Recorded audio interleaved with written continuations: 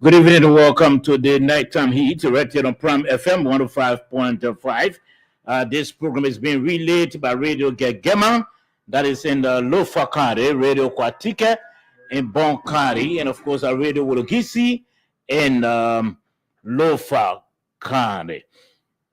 Tonight, we are streaming live on Prime FM Arova 105.5, and then also our Facebook and our Facebook and our YouTube channel. We are streaming live. Well, we want to apologize to you for coming on late due to some technical problem. We're hoping that that will be sorted out, and we know it's not going to happen anymore. But welcome to the program. Tonight promises to be very, very, very interesting. Very shortly, we should have a team, some folks from where the government has been demolishing. They should be in the studio any moment from now to talk to them for just 20 minutes. But our major topic tonight, I'm sure you heard about the government receiving or agreeing to accept Mr. Kemal Garcia on humanitarian and temporary basis. Well, there's a gentleman, I understand he's been part of an international gang. The government has agreed, and of course, we have the clip, we have the video. We're going to play the video. Please check your phone. We have the video. We're going to play the video. The government has agreed to bring in or to accept Garcia when he comes. We're going to get your take as well, and of course, we're going to touch base with some individuals to hear from them as to whether it's a welcoming news or it's something that not good for our country. We'll talk about that tonight, but let's try to get our guests quickly in studio so that we can get, let's try to see what Moses is on. As soon as Moses comes on, I know Josh will not be on tonight because like Josh said he has some serious engagement at his office. But Moses is on now. Moses, welcome to the program. Thank you. Do you see me? I don't see my video. Is not yet. I don't know why. Yes, I haven't seen you, Moses. You can go ahead and come back on. Yeah, let me go ahead and come back. Yeah. Okay. So while you are trying to come back, let's try to reach our guests so that we'll talk to them quickly for 20-25 minutes, and then they leave. Because we'll have to treat this news today. Let me just read a portion of what I have here. The Liberian government has reached a formal decision to receive Mr. Kemal Abrigo Garcia on a humanitarian and temporary basis following formal requests from the U.S. government. But Mr. Garcia, we understand, is an international criminal, and the government has decided to bring him in country. What benefit is that? What peg are we going to receive with Garcia coming to our country? Does it have some security implication? We're going to talk about that as well when our guests join us in studio. Let's try. Moses is trying to make his way. Let's try to see what we can and so of course you guys our we guests so that they can to go, and then we talk about the the latest news in town with the government accepting to bring in Garcia. Garcia is from Salvador. Understand he's been an international criminal. He's been part of an international criminal gang, and the government has thought to bring in Miss Garcia. So let's try quickly to speak with our guests, and then after 25 minutes, they can leave. We're also hoping to establish contact with assisting Minister of Public Works, Rahim Belede. We're hoping that we can get Rahim quickly on the line also to speak with him, and we go to our discussion. I know Moses is trying to come in as soon as Moses is singing. We're going to bring Moses on. But again, share the show. Just go on your YouTube platform. You share the show. Just tap Nighttime Heat. And of course, go to follow the show.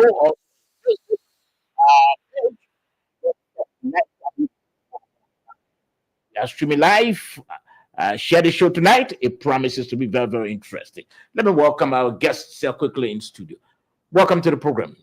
Thank you, Sapa George. It's a pleasure to be here in your studio. Okay, welcome as well. Yeah, this is Bako Jala, and I'm very happy to be with you, Sapa George. Okay, let's hear you. Welcome. Yeah, also very happy to be with the Brown family. Okay. Okay, that's good. We understand all of you are residents of Prefab community. how you call it community? Prefab community around the Hotel Africa. Unity Conference Center Okay. specifically. Okay, so let's hear from you first, because you are here for 20-25 minutes. So as to go into our major discussion tonight, the government again has agreed to bring in Keman Garcia. He's from Salvador, understand? He's been part of an international criminal gang. Government is bringing in country. You see, does it have any security implication for our country? We'll be looking at that tonight. But in the meantime, let's try to. Yes.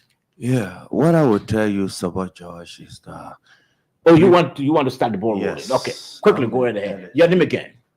Bako Jala. Okay, Mr. Jala, let's hear from you quickly. Okay, what I'm trying to say is that before the Hotel Africa and the conference center, there was a village established already. Okay.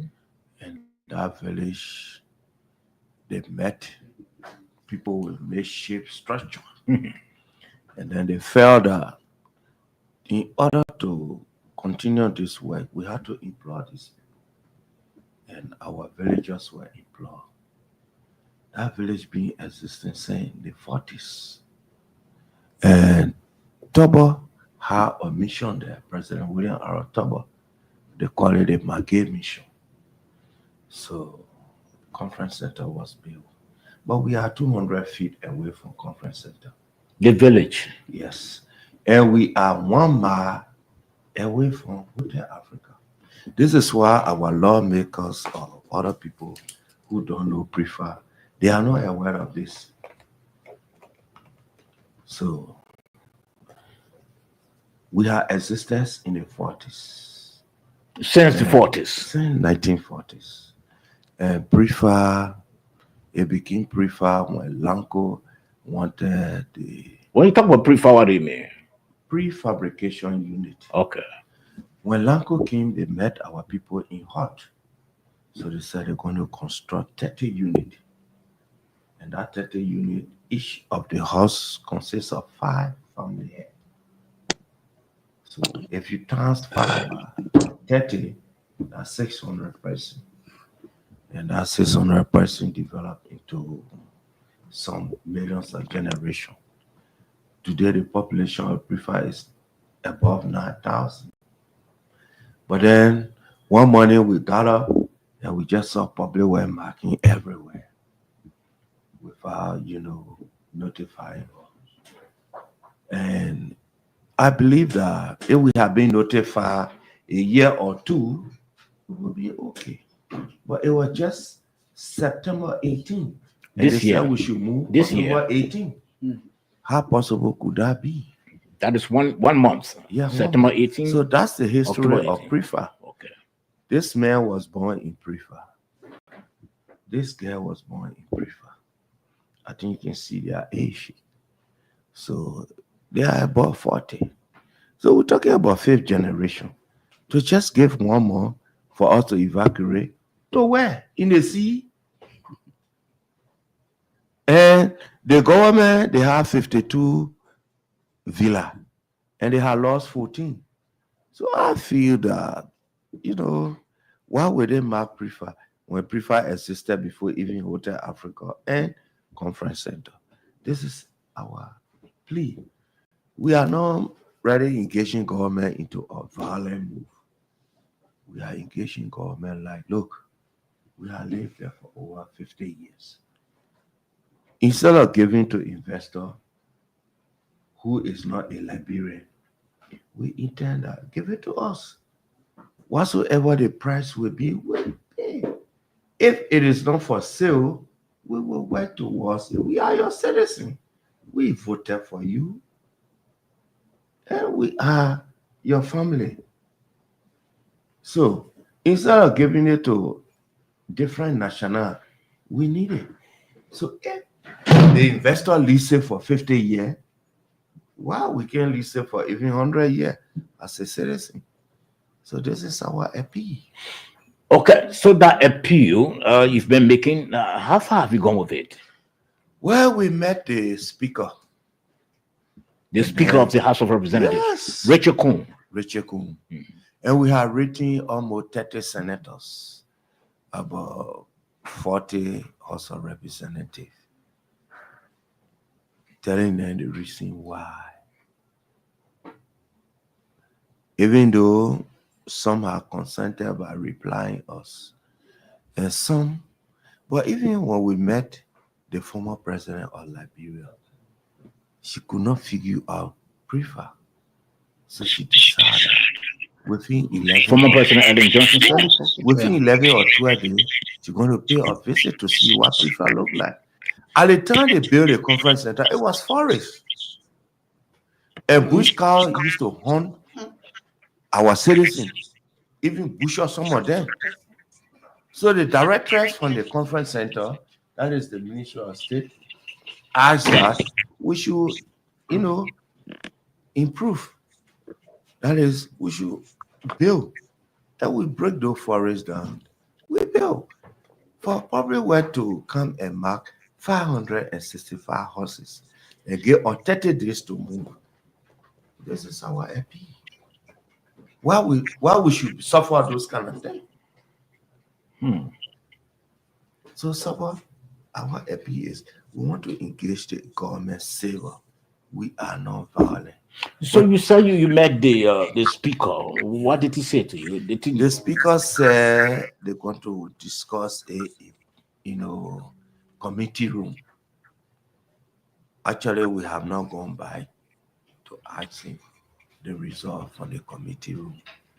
But we want to extend our gratitude and thanks to the Liberia Council of Churches. They have been in the struggle with us, actually. And we want to appreciate it. And we want to appreciate our representatives. Okay, you're listening to the Nighttime Heat right here on Prime FM 105.5 and other stations across rural Liberia, Radio Gegema, Radio Kwatika, Radio Bong. I know at 8:45 our guests will be leaving. We'll talk about the major discussion on the way. The government has reached a decision to receive a Salvadorian, they call him Garcia, Kemal Garcia. This is a man who understands he's part of an international criminal gang. He'll be coming to Liberia. Doesn't have any security implication. We'll be talking about that any moment as soon as our guests leave by 8:45. Now, you said you met Speaker Coon, and he said they were going to committee room to get back to you, but you haven't gone back there. We went there, but they said the speaker was busy, and we intend to go there even Monday. What's the status now? Has the government begun the demolition? Well, they started like the roadside, and the information we heard was from the road they're going to enter in our community. But for now, actually, we were told that they put hot to then entering our community. They put hot to that. Yes. Yeah, Where the hot came from, we don't know. Okay, let me ask you. You born in the community. 40 years the community has been in existence. When you heard that the government was coming in to demolish areas and evict all of you, what came to your mind? Thank you so much, George. My name is Reverend Melvin Kennedy. I am the chair of the Elder Council of PRIFA Community. And we were shocked, as our elders said, by public work actions. In fact, they have caused a serious trauma in the community. A serious trauma. PRIFA community have 4 schools, have a high school that the high school in PRIFA community have 375 students. And all of those students are from the community.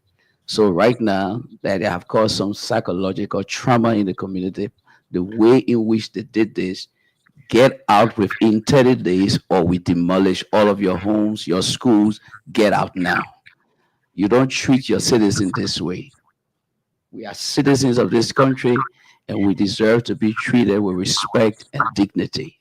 We are not foreigners. So after, as he said, after that, we engaged the ministry. When we met Assistant Minister Ability, he talked to us. And then later on, when the minister came, it was when the speaker invited us to have a conference with the leadership of the house. The council of churches accompanied us at that meeting, and the minister was asked by the leadership of the house that what is your plan for that community? Now you are asking over 10,000 people to get out within 1 month. What the alternative plan? He said government have no plan to compensate anybody. They should get out. So I asked him, are we getting so you throwing us in the sea because we have nowhere to go? And that's just the reality. So the students don't want to go to school again, and this government believes in education.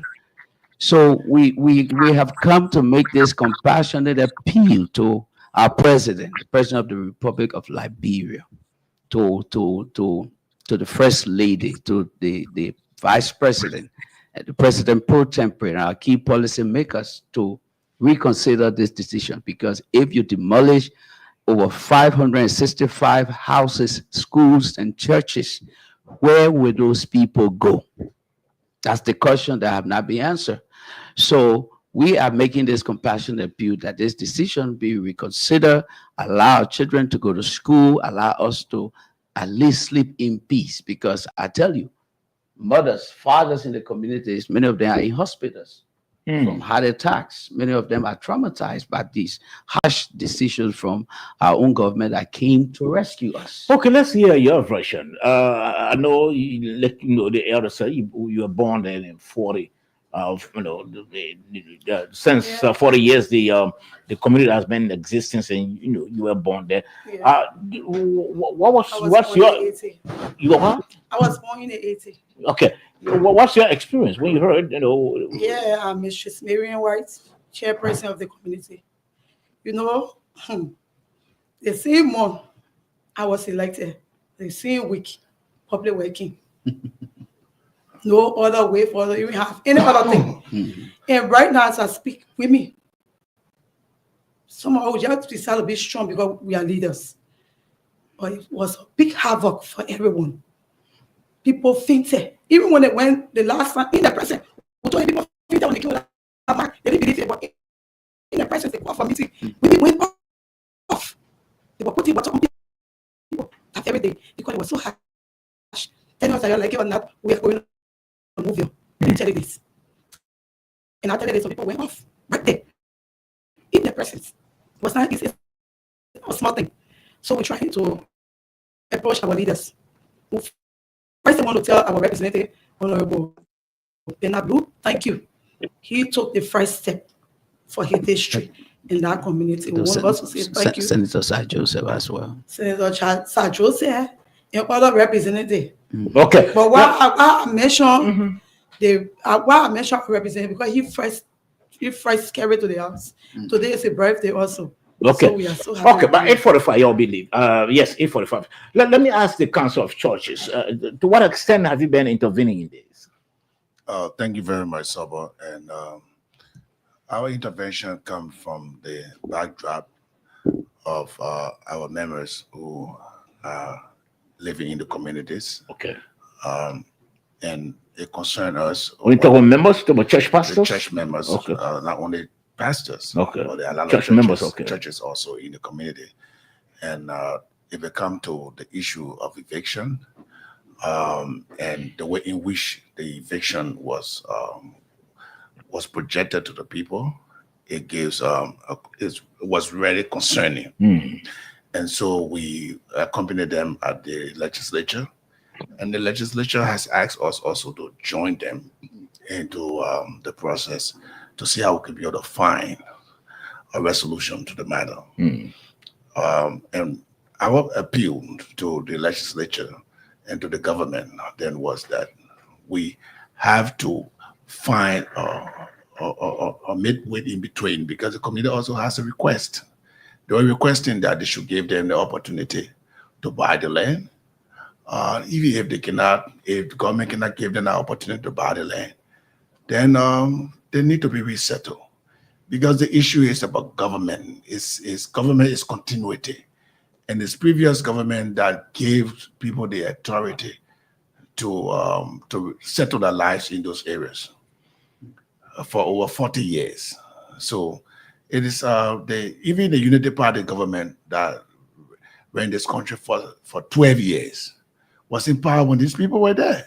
Joseph Walker, President Joseph Walker was vice president then.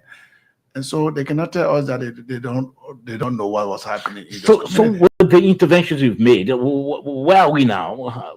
Have you been able to achieve anything? I think there was a pause to the process. Okay. However, the pause can be political, and so we don't want pause to be political. And then in the end, before you make up your mind in the morning, there are bulldozers in the community with Caterpillar and start breaking people's homes. We need to be, or what we're saying, we need to sit on the table and then come up with a resolution on this matter in terms of how to move forward. So that's the most important thing. So the appeal of the residents is that either they allow them to buy or they resettle them by giving them compensation. Yep. Okay, so you're listening to the Nighttime Heat right here on Prime FM 105.5 and to other radio stations across Liberia. We are streaming live on Prime FM Monrovia 105.5 and also streaming live on our YouTube and our Facebook channel. Just tap Nighttime Heat, and of course, you're going to watch the show online. Now, I know, like I said, in 5 minutes I'll be leaving. This process has been on for some time now, and the government has put a halt to that. Have you been able to make some effort as to why do you think the halt is there? Because like you said, from the Council of Churches, you don't want tomorrow morning, the bulldozer comes. So have you been able to do your own due diligence or inquire either from the level of the national legislature or from other public works as to why the temporary halt in the meantime? Okay, let me just come in. It was interesting to note that even the minister could not confirm the eviction notice about the 30 days. He was saying he was not aware that it could be 30 days. Okay, let me try to see what I can speak with the assistant minister for planning and programming. I spoke with him earlier, Mr. Rahim Beledi. He's the one, in fact, overseeing that entire, demolition. Let me try to see what I can talk to Mr. Beledi quickly. Mr. Beledi, welcome to the Prime FM. Good evening, Judge Sabah, and good evening to your studio guests, and good evening to all Liberian people. Okay, first, let me say to you that we've just been told, we didn't know. We've just been told that affected residents around the way you are doing the demolition, that there's a temporary halt in the meantime. Do you know about that? So let me first say that there's no halt to the process. The process is ongoing. As we can confirm to you, we've had several meetings, at least 3 meetings with them. We went to the community as well to have another meeting with them. What we provided them from September 18 was a removal notice to give us 30 days to do all the documentation, which we've done. We've compiled our report, and upon that, we will plan a date for the exercise to reclaim government assets. Let me say that, as they claim, the prefab community was not an abandoned place or village. It was a site that was to the contractors that built the conference center and the Hotel Africa. And today, in modern day construction, we call it the campsite for the contractors. Upon completion of the project, the contractors will have to leave. And once they left, those prefabricated homes were then occupied by people who worked either at the hotel or at the conference center.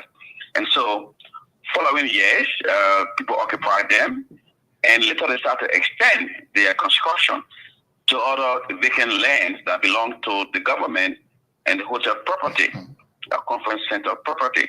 And so the trading units that were initially occupied by the contractors, those trading units have expanded to over 300, just because people feel that government will never be ready to take possession of its assets. And we came to rescue this country, and as part of the rescue is to reclaim all government assets. Those were iconic structures, national infrastructure that were built. People knew they were not to build on them, but this Liberian syndrome that whenever you occupy government's property, government will just relinquish it to you. That's not going to happen. Okay, Mr. Minister, let me not. I just want to come in. The process is continuing, and we will continue to do the work as been given to us by the government. Yeah, so but I just want to come in. Yeah, Mr. Minister, just hold the line. That's the Council of Churches representative on the line. He's the Secretary General of the Council of Churches in studio. Yeah, Honorable Minister, I just want to bring to your understanding that government is of the people, for the people, and by the people. It is the government that make you, and you don't that make the government. So you represent the people. So when it comes to even the issue of rescue, it's the people that make the decision in terms of how they are rescued.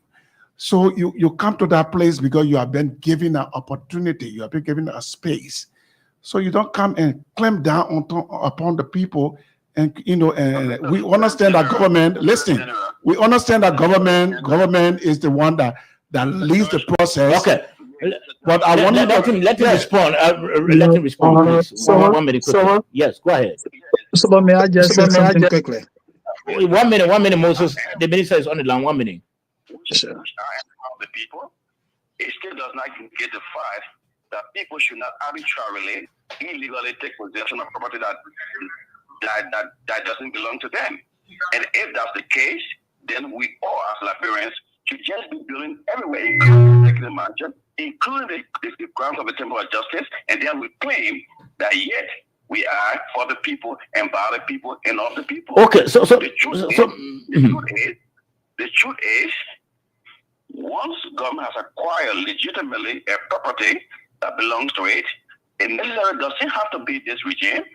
Any government of the Republic of Liberia has the responsibility and authority to claim its property. That's what we are doing. Okay, now, Mr. Minister, the major appeal the people are making is that either you allow them to buy the land or you compensate them. Is it difficult for the government to do? So, George, that would be a decision the government in its entirety will have to make. But the issue is, if we begin to compensate people for occupying government property illegally, that means we should be prepared as a country. Whenever people occupy, even the road that we build, we must go there and pay them because they occupy the roads. Okay. We have to get to a point in our country, that we say enough of this lawlessness should stop. It has to stop. Mr. Minister, these are people who've been occupying that place for Mr. Minister. Not to politicize it because they think that they have to go to the bush to elect a government. When do we get to the point to see our country nationally as a responsibility for all of us? Mr. Minister, these are people that have been occupying the place since 40 years. You see, it's just easy like that for them to just. 40 years ago, that's when we had the collapse of governance. 40 years ago is when we had the collapse of governance. So it would seem as when we broke down our rule of law, that's when people just began to do whatever. When do we get to a point as a country to change that? Okay. This is the time. Okay, Mr. Minister, just hold the line 1 minute. We got only 3 minutes to go. Mr. Minister, just hold the line 1 minute. One of the elder wants to talk to you quickly. Yes, go ahead. That minister was not even So I just wanted to say something. I'll come in, Moses. You understand? Prefer was established 1 minute, Mr. Minister, just hold it. The minister said you got to in take the that back. 30s. So he was not born. So you don't know what they call prefer. And that means that prefer was established even before the conference center and the OAU. It's a land parcel of land, about 15 acres of land. We were occupying it traditionally. You understand? and it was later acquired and deeded to the It government. was not acquired by the Togo government or the Tottenham government. I can assure you that, Mr. Minister. You were not born. I'm telling you the story. I'm 75. I'm telling you what prefer history is like. Hello, Soba. Oh, 1 minute, Moses. Moses, 1 minute. And the property in question is 393.2 acres of land deeded to the government of the Republic of Liberia.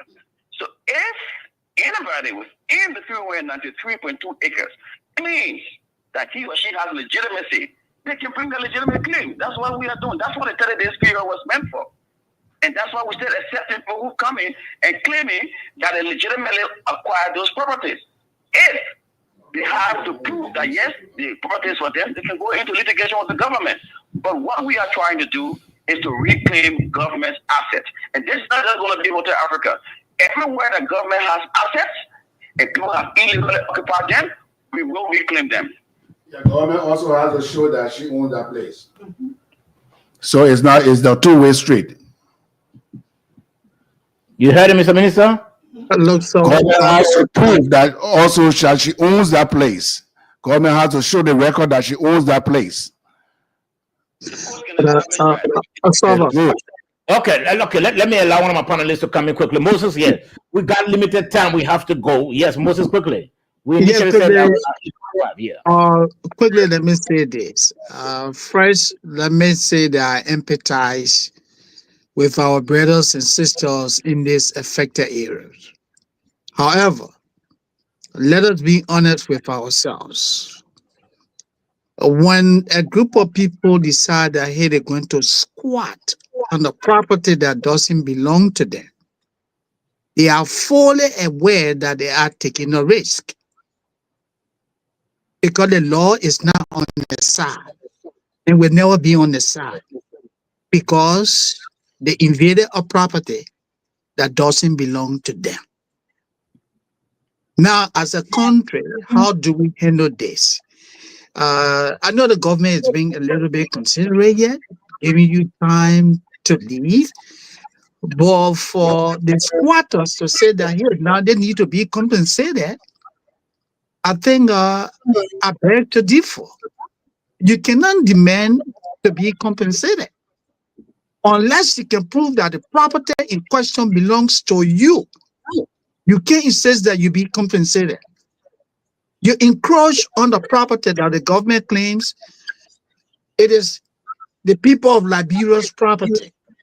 And so you can't be coming and talking about they need to pay you because you've been there more than 50 years. Or you know, when we took on these properties, you were not born. That's not the issue. The issue here is a group of people chose to take a risk, and all they can do is to continue to bear and ask for pay. Thank you. Okay. Yes, Reverend, you are saying something. Yeah, I was saying, Moses, I don't think you understand the details of this, because I remember I lived in a community even before the late President Tolbert, before the OAU came to that particular community. I lived there. They passed through Banjo. It was through Banjo that they passed through before even they could build the conference centers in the Hotel Africa. And people were living in those communities. You know, like we say, government has eminent domain. The issue is that government goes to some places, and because these places honor the structure, government has eminent domain, they want to build certain structures. Yes, they have the right to build the structures. But when people are in those communities, there were people in the communities who government also compensated. Even fixing of the road to go to Nimba and all the places, there were people who were on the side of the road, and government had to compensate them. It does not mean that government don't have the eminent domain. They are your citizens. And for the time period that you're talking about, it's a time period. Government officials upon government officials have provided the opportunity for these people to live on those lands. So have a discussion with them and have a smooth transition. That's what we're talking about. Yes, Elder, let's hear from you quickly because we have to go. What happened is that Moses don't know the history. When we talk about tourism, Prefa is where they used to do the trade, the slave trade in the 18s. And we have somewhere they call a gripper rack. There they used to pass the slave to come and sell the slave. And then at the gripper rack, if you fell sick, they release you and they tell you stay here, saying you are not healthy to be bought. So I'm talking about 1843, and Moses is talking about the 90s. I don't know how we could reconcile. Okay, so finally, let's try to hear from the minister. Mr. Minister, are you still on? Yes, I'm on, Josh. Okay. All right. So, Mr. Minister, let's get your parting comment. I know. You've been meeting the residents, and they've made two proposals. Either they are compensated, or you allow them to buy the land. Do you think it's one of those proposals possible? So, George, it is not my decision to make. Thank you. The government in its entirety will make the decision, but when I sit on the table, I will object to those two proposals. You object? Any group of citizens, any process, including me, myself, or you and myself, could just occupy the government space and later make a proposal to the government to either compensate us for occupying its space illegally, or to have us buy the space. Titles, properties are not acquired by the years of occupancy. Properties are acquired on our laws by title deeds. If they claim that they have legitimacy to the property, let it come forth. We will review their claims.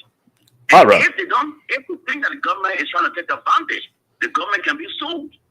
So you have to explain to them as a journalist, because this is a national infrastructure that belongs to the 5.some million Liberians, and not just few persons.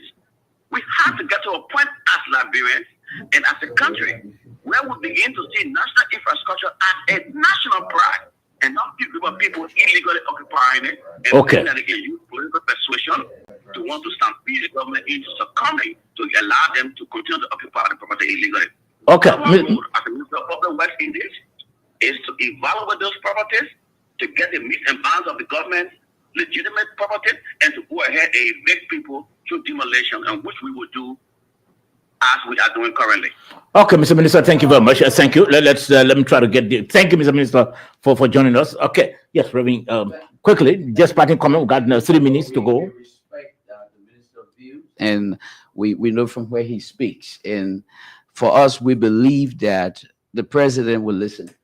We don't think President Boakai will want to see more than 10,000 persons homeless.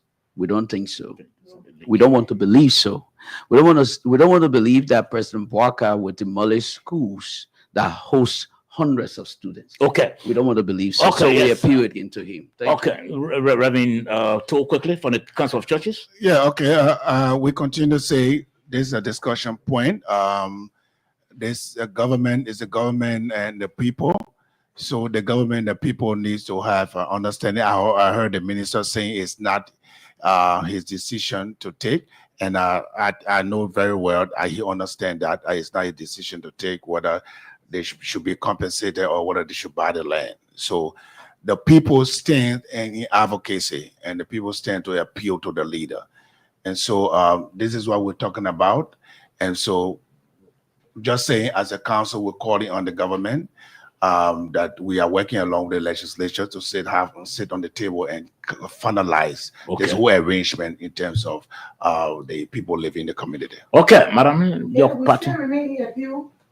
No matter what our minister said, but we still remain in appeal.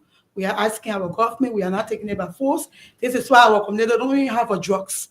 When you say ghetto, whatever, for all these years, we don't even have ghetto. We don't have even drinking spot. We keep that community in a way that will bring pride to our country. So we are still appealing to our leaders. Okay. Please see reason to help us. We have nowhere to go. Okay, Elder, quickly, your party comment. Your party comment. What I want to tell the honorable minister is that I don't know from where he stands to speak, but they have lost 14 feeder in the sea. Is it that they want to acquire the 14 from PRIFA? It's the questions. You understand it? We are going civil. We are not violent people. And we'll continue to engage all government agency in a civil manner. Okay. Our request is we existed before Hotel Africa, before Conference Center. And we were village. And government is eminent domain. They came to us and they said, well, they want to change our structure. We were living in hut. And they erected 30 structure. So does that make that they bought our place? This is the questions. Okay. All right. Thank you, Eros. Hoping that the government can see reason either to accept out of the proposals, either to buy the land or to be compensated. But we want to reach all of people well. Okay. So you listen to the nighttime hit. Coming Moses, you're listening to the nighttime heat right here on Pram FM 105.5. We are streaming live on Pram FM on Rovia 105.5 and also streaming live on our YouTube and our Facebook page. Just tap nighttime heat, and of course you follow the show. Tonight promises to be very, very interesting. The major discussion tonight, I'm sure you're quite aware that the government said it has agreed to bring in or to receive. Let me get it right. Let me read the government statement, and very shortly we're going to play the video. The Minister of Foreign Affairs and the Minister of Justice, the Attorney General, today held an emergency press conference that was held at MICAT. So with that press conference, we're going to make sure to talk about what was the content of that press conference. Very shortly, we'll play the video, but the major discussion tonight, the Liberian government has reached a formal decision to receive Mr. Kimon Abrigo Garcia on a humanitarian and temporary basis, following a formal request from the U.S. government. What our government said? Our government said, well, the U.S. government has requested for them to bring in this guy, and this guy, we understand, is an international gang. He's been part of an international gang, and he was paraded through the legal system. But how it happened, he decided to take protection here to Liberia. So our government, I understand, Ghana did not accept him. Sierra Leone also rejected, but Liberia has agreed to bring him in. So we're going to talk about that. What it has security implication. Let's try first to play this this tape. That's the press conference held by the Minister of Foreign Affairs and the Minister of Justice, Oswald. Well, let's start to get to the video. Oh well, folks. Good morning. And that when supposed to be a please come forward. So, Attorney General.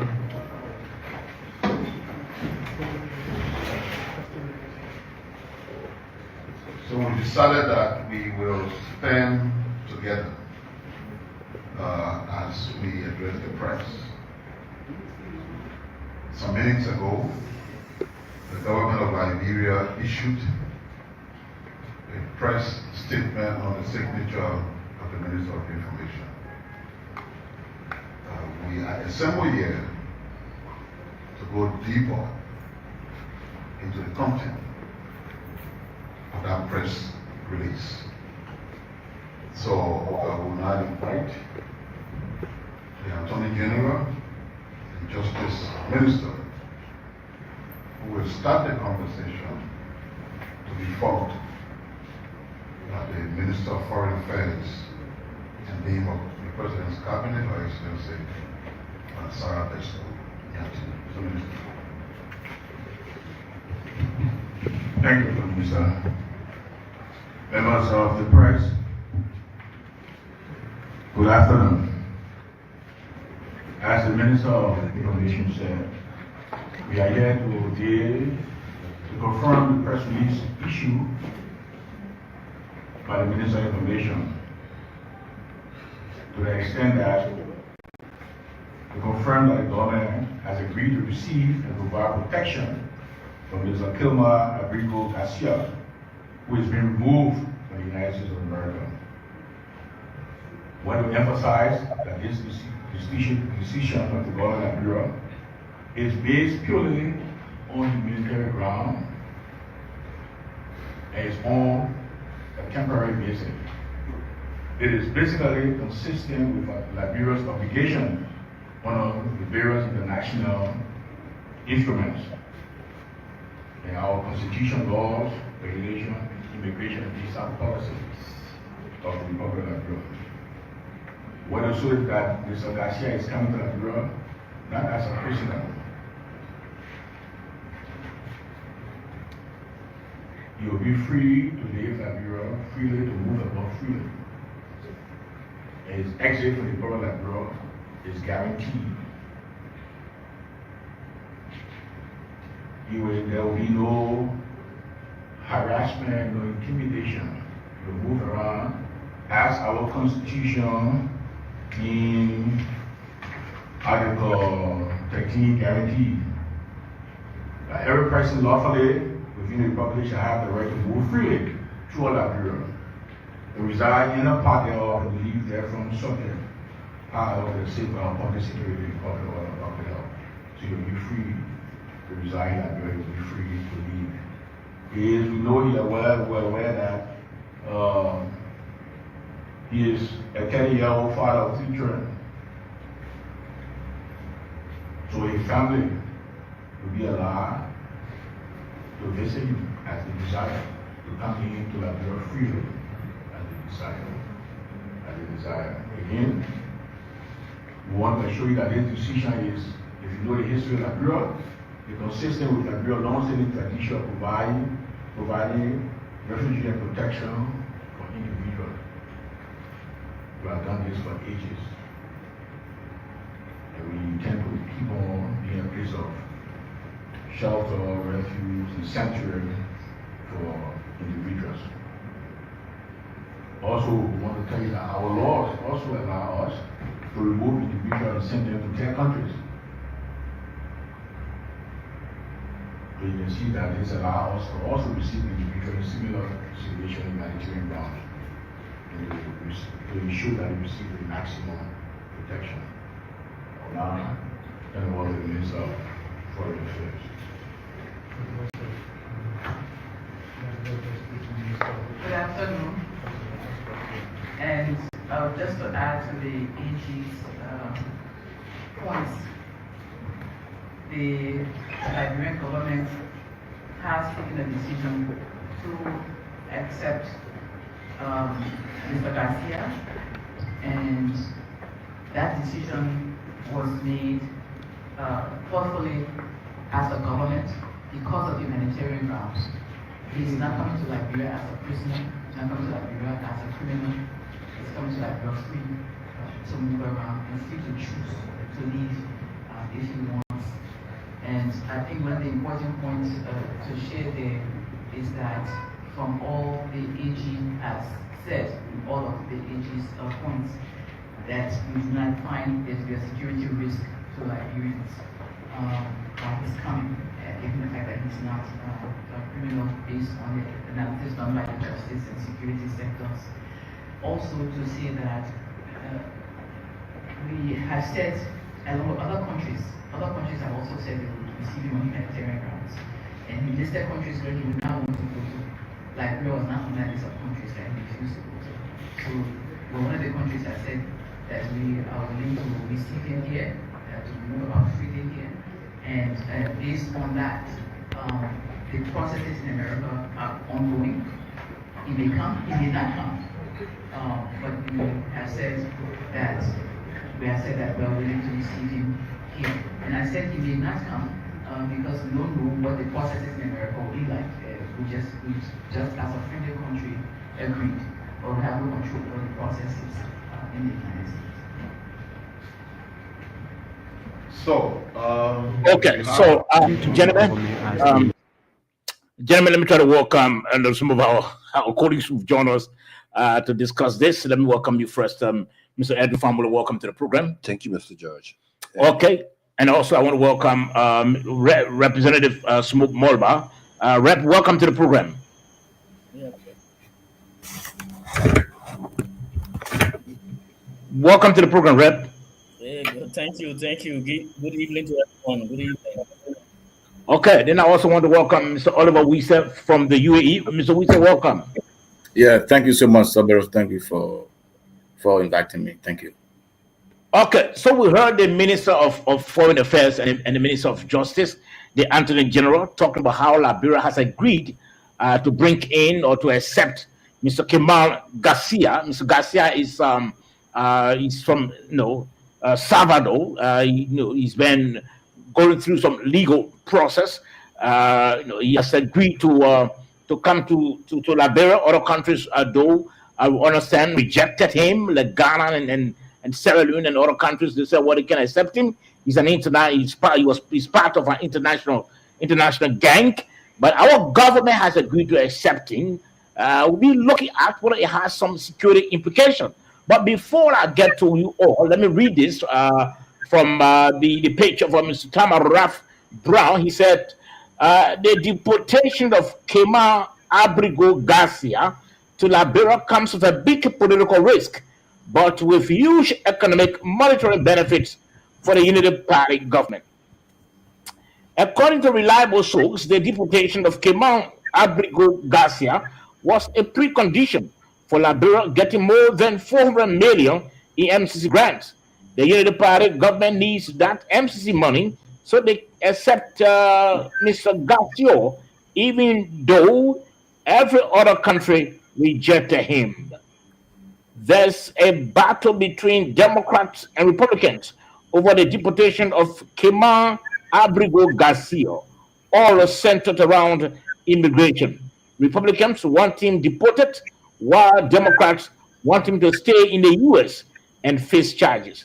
They don't want any country to host him. The risk is, if Democrats win in 2023, in 2028, they will hold the Unity Party government accountable for helping Donald Trump to violate United States laws. That could mean supporting the opposition against UP.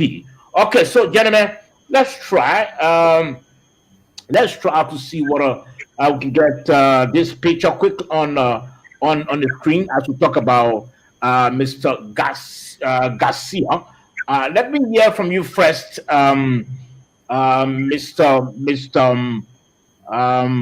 Moses Sandy. What's your take on this? What's your reading? Well, this is a very interesting political story, given the U.S.-Liberia relationship.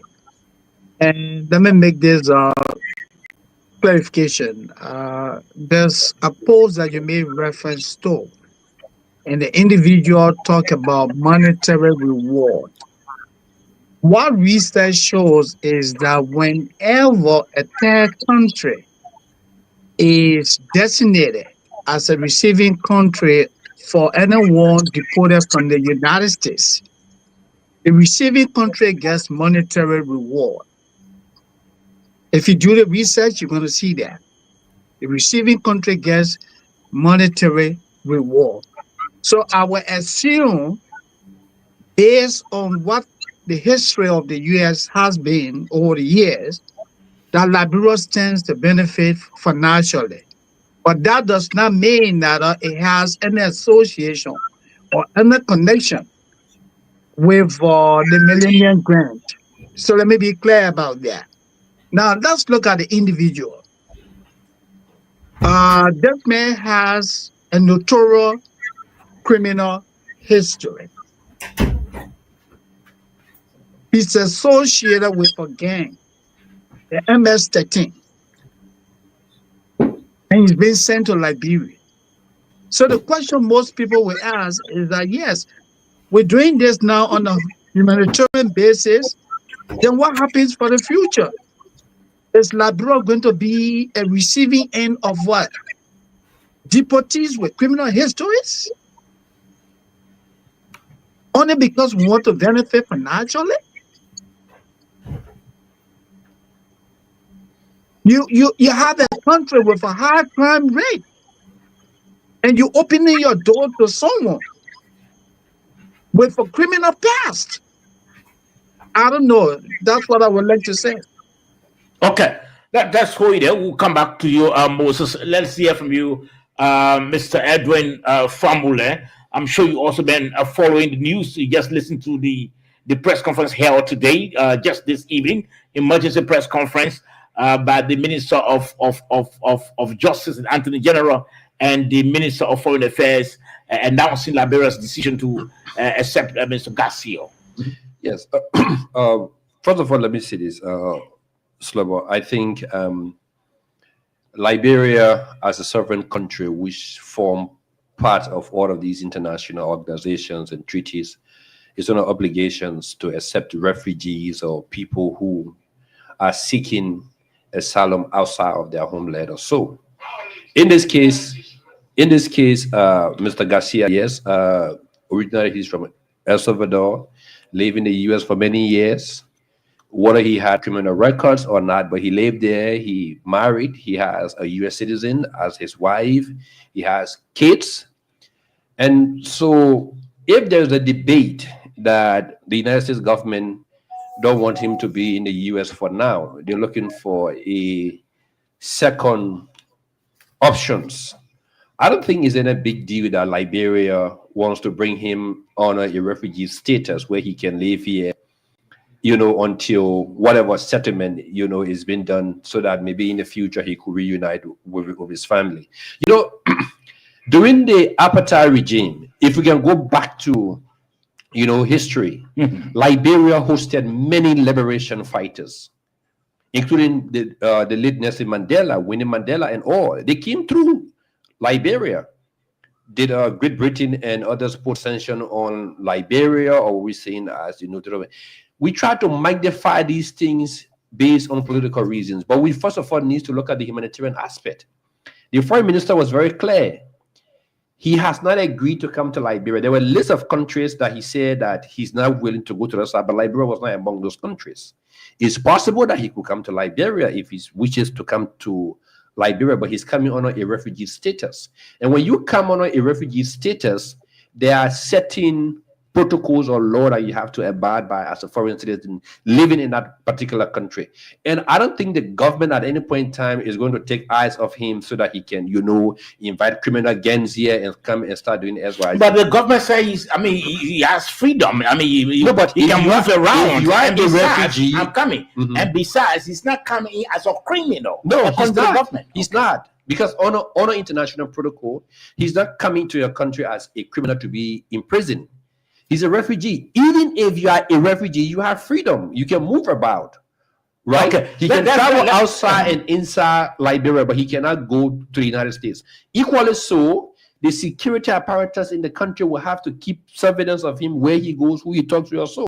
That's normal protocol. Do you string along with Moses, or you differ with him that he believes that he has some monetary reward? I don't want to go there because, first of all, in fact, from the post that you read, look, the compact, being awarded a compact is a different process by itself. And Liberia has passed that process long before this whole Garcia thing came up. So now, as we speak, the Americans, even the Millennium Compact Office, have an office in Liberia monitoring the performances of the government up to December, when a decision will be made by the MCC board to decide whether Liberia qualifies to get the grant. Up to now, as we speak, the MCC board has not yet met to say Liberia is going to get this money. So whether you bring Garcia, you don't bring him here. If Liberia will be qualified, it will be based on the scorecards that were presented and how the government has operated over the past year or so. Okay, let me bring let's yes. Yeah, let me just make this clarification. You guys heard me say that what status has shown over the years is that whenever another country opens its door for bringing in deportees as a third country, that country benefits financially. However, I indicated that there's no evidence to show that the MCC grant, which Liberia stands to benefit, has any association with Garcia being deported to Liberia. What I do know is that Liberia will benefit financially because that's how it works. All third countries. You can go to Ghana, You go to Nigeria, if you open your door to anybody from the north, or you open your door to anybody deported from the United States because the person refuses to go to his or her country, that country benefits financially. Do a little bit of research on that. Okay, let's go with that, Moses, and go to Mr. Oliver Wisa. Mr. Wisa, what's your reading with the government of Liberia accepting for Cayman Garcia to come to Liberia? Sabot, again, thank you very much for the invitation. You see, Liberia is a free land of liberty. And like Mr. Formula said rightly, if somebody wants to come to our country to seek refuge, and according to the Justice Minister, these things are done in line with our laws, with our Constitution, then I see no reason for panic. I mean, this is a whole country that has its own security apparatus. But one thing I'm not getting straight here is the guy is from Salvador, why wasn't he deported directly to his own country? And why is his own country not accepting him? Or is it that in the US, criminals decide where to be deported? So what I know about deportation, if you are a criminal, you are deported based on your passport to your country. But all the same, if there is an international law or protocol that allows deportees to go to a third country, and Liberia is following its laws, then there should be no need for panic. Then, as per what you read from Rav, I think he is only speaking out of speculations to say Liberia will benefit, from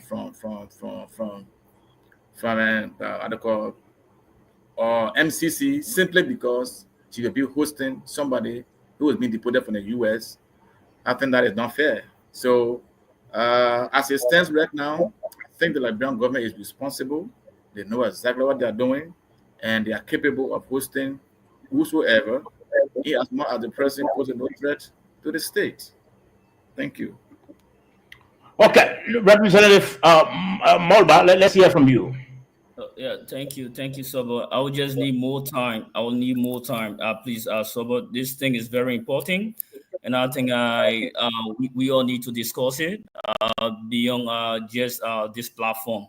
But let me say this: I think as the two hosts said, the panelists said that Liberia have the right to accept whosoever they want to accept. And then my brother Formula make mention of the issue of political actors from other countries that came to Liberia. He made mention of Nelson Mandela, one of two persons from South Africa. Intent of government, I think from outside, internationally is good, but what I'm looking at is the aftermath, because even the Constitution say that the government is being instituted to protect its citizens. So there are things that govern Garcia, right, from the state, the deportee. Few issues I look at. One thing is that he was being given to Costa Rica, but later on there was a hitch in there. Then Ghana, right? They all refused, and I think the reason they refused is that they lack the sophistication of their security. Because this young man we're talking about, I need you guys to do your own research. He's from the MS.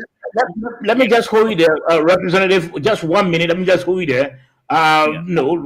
Just been pulling out some information for the BBC. The Washington. It says the mainstream media in Washington has peddled a sub story about Cayman Abrigo Garcia. The facts are he is an illegal alien from El Salvador. a MS-13 gang member and has a history of violence. Should we be celebrating men of that nature with a history of violence? You can go right ahead. Yeah, so let me go ahead. And not just only a member of that gang group, he also a member of the Barra 18 criminal gang, right, from Honduras, right? So this identical gang group have caused a lot. Let me just list some of what they have done. In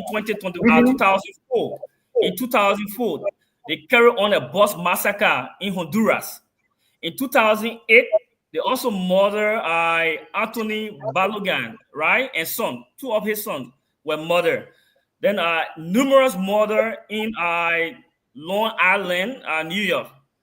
Also child prostitution, right? They are involved in Maryland. So there are so many records on this young man. And the thing is that they are not just few people.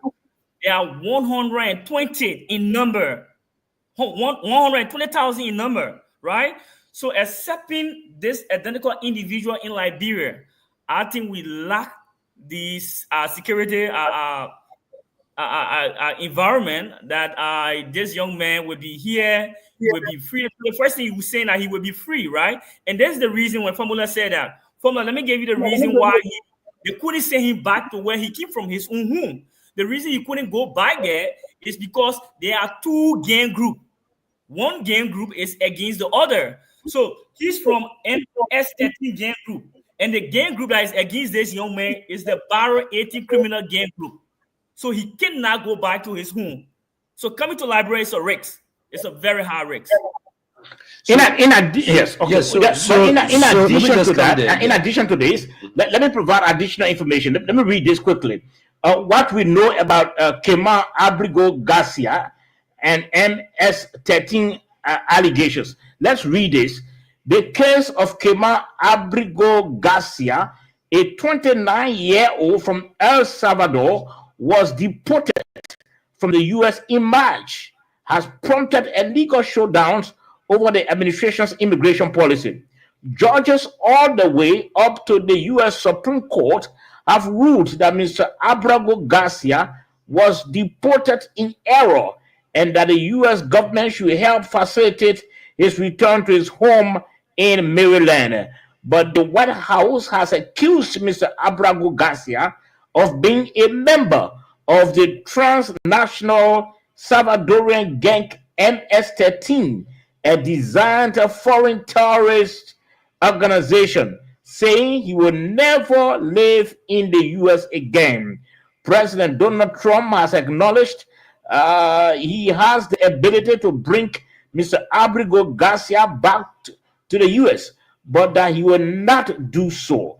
Mr. Abrigo Garcia denies he is a member of the gang and he has not been convicted of any crime. Now, this is a man that the U.S. has said they can't allow him to remain in their country. So I'm coming. According to the story that we just read, Donald Trump said he has the ability, he has the power to allow Garcia to remain in the U.S. But they've decided. So they said that only Africa. I'm coming slow. Africa can come too. You know this. I followed extensively this Garcia's case. You know, the honorable said, you know, why they couldn't send him back. In fact, he was deported to El Salvador because at El Salvador they have maximum prison for them. Over 100,000 of those guys are in prison. There was a Democratic senator who flew to El Salvador. It has been a whole rigmarole, and this guy was brought back to the United States to actually, you know, have due process. All right, they've been to court. You know, they've been going back and forth also, but the U.S. president is still bent on trying to get him out. Look, irrespective of what we say, we all sit here to the end for the very first time. In fact, I've said it because I've worked with some of the most sophisticated security agencies in Liberia. If I tell you, do you know how many people from the Middle East who are engaged with organizations such as Hezbollah also that actually comes into our country? They live in here freely, they're doing work and stuff. You know, but look, we underestimate our security. But I can tell you, We have one of the best intelligence agency in the entire West The Africa. United States government has. I'm coming. The United States government has more sophistication. We know that. Than you have. And they support us. I'm coming. Yes. I just want to bring that to you. Mhm. But the United States government has said that they can't allow this man to remain in their country. It is the, they are more sophisticated than government. It is today's government of the United States policy. They're cracking down on illegal migrant into the United States. Garcia have lived in the U.S. for almost 5, 6, 10 years. He's married to an American citizen. He has children. 3 children. We understand. He has 3 children in the United States who are American citizen. But the U.S. government wants to tell me, I'm coming now, that for the past time that he's been living in the United States, he's been committing crime and they've not been able to catch him or so. Look, every administration. But let's answer your question. If they can come up, if the U.S. government can come up to say, look, we cannot allow this guy to remain in this country, it tells you that he's a threat. No, he's a threat to not that country. necessarily. That's what it shows. Not necessarily. No. So what do you? No. It is the policy that we Okay. Let me show you illegal migrants. Let me right? Yeah, come the tattoo that is on Gashi, right? The tattoo is it's in line with the MS-13 gang. There's no argument on that. There's no argument on that. It's a copy of it to you. The tattoo. No. I'm not saying that there's up to today's day there are still people who are wearing the Nazi tattoo of Adolf Hitler. So, you say that they are still member of the Adolf Hitler gang. Yes. 1 minute, Moses. You know what? People get involved with crime based on circumstances. People get because, like I say, I have served in the security sector before. People get involved with crime based on circumstances, right? It doesn't mean that because that person get into crime, they remain in crime until they die. The guy have lived in the United States for a certain period of time. Okay, I think the mistake that he made, he was living in the U.S. illegally, irrespective of him marrying to an American citizen and have 3 children by them. They have even their own home. He's lived in the United States illegally. And President Trump has promised during his campaign, he said he will make sure that he will get rid of illegal migrants in the United States. Few months ago, there was some group of migrants that were sent to Ghana. There was some group of migrants. You can check right now. Are you aware that the Ghanaian government rejected Garcia? Are you aware? Well, I've not seen that. Okay, but I know Ghana received some migrants. Let's hear from Moses. Yes, let me just provide a little bit of clarification here. A couple of things that Mr. Famulette said, and Mr. Famulette, this is your direct quote. You said Liberia is under obligation to adhere to international protocol. You are absolutely right. However, Liberia is not under obligation to adhere to any international protocol that endanger the safety of its people. We need to be clear about it. 100%. I agree with you. To bring in a criminal to your country that puts your people's safety at risk, you are under no obligation to do that. Now, another thing that you said that need to be corrected here. You talk about asylum, granting political asylum, granting refugee status to people who are fleeing war zones. They grant political asylum to people who are afraid to return to the country of nativity because maybe somebody wants to harm them, their safety is in danger, you grant them asylum. No country. I was talking to you when I came to the United States. I was granted political asylum. Okay? Okay, Moses, let me just hold you there. And let me say something quickly. Let me talk to Martin quickly. Let me talk to Martin. Let me hold you there. Welcome to the program, Martin. Thank you, Mr. Josh. Always my pleasure, and thanks to you and your team for the great job. Okay, the reason why we called you, we believe that you've been following this whole story about Garcia, and you you brought help and very strongly and very hard to bring this government to power. you are one of the major supporters of the. In fact, you are still one of the major supporters of the government. This is a decision that the government has taken, accepting to bring in or to receive Mr. Kemal Garcia. I'm sure you might have done your own research about Garcia. Do you think it's a decision worth celebrating? To be frank, for me, I like to be blunt and bold. It is a decision against the national security interests of our country. Thank you. It is against public safety and security. Thank you. We have to be clear and honest. When we supported President Bouakai, we supported him on the basis of running an open governance system. So the first thing is the citizenry is shocked by the fact that we are receiving an alleged gangster into the country. That should have been something public ever since, for us to debate, discuss the merits and demerits, the security implications, the economic implications. Mind you, Garcia is accused of being a member of a very notorious international gang. He still has connects. He still has contacts. Bringing him into the country, have we done our own security assessment? What is the risks he poses to the sovereignty, the security, and the safety of the country and its people? So I think the government erred, and there's a big communication and information gap here. This is not justice to the citizens. I'm disappointed. Now, you sounded, like someone who, frustrated in the government that you have to bring to power.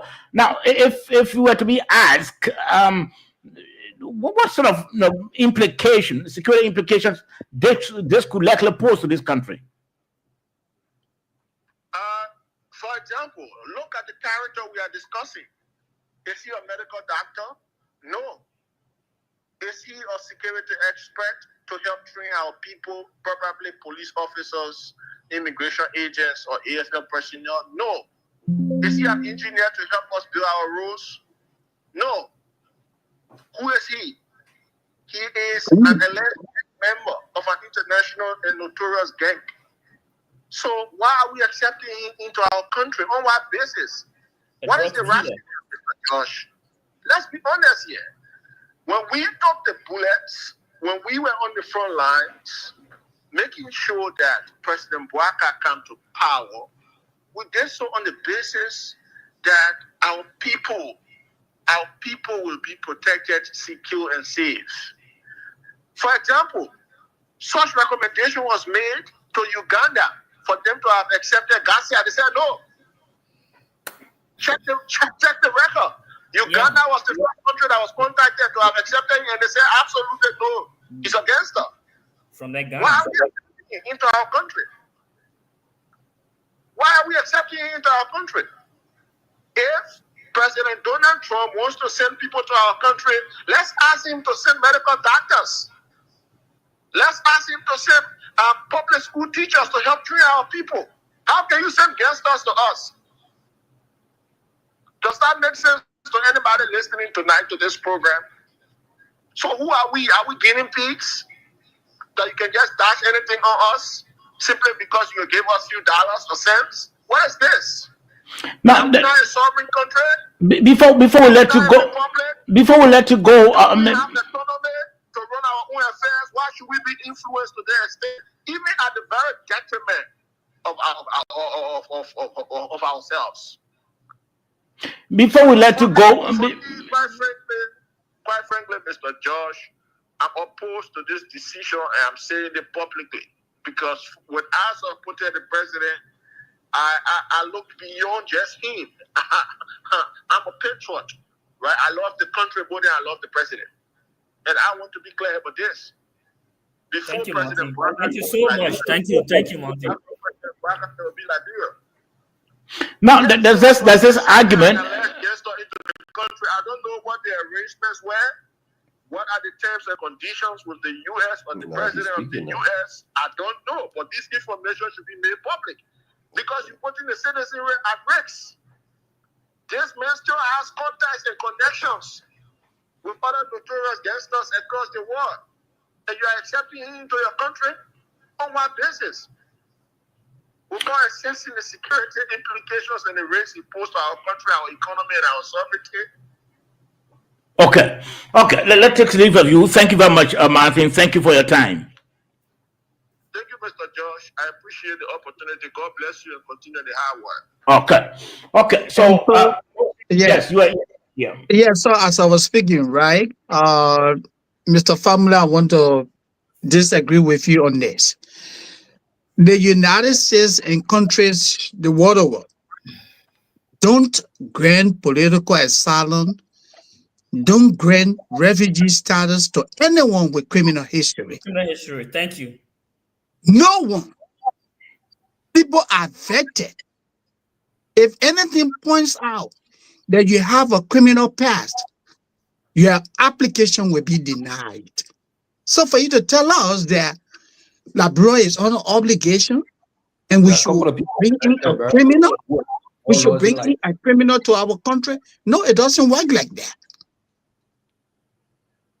Let me stop. Yeah. There were a couple of Liberians who seek political asylum that went to the United States, including the late Thomas Nimland, a couple of them. In fact, even just a couple of days ago, with this lady called Martina Johnson, she was being she was taken to court based on her past or so. So let's leave that. No, but I want to Chief. Mr. Family, if it is established that you got your claim under fraud, you can be deported.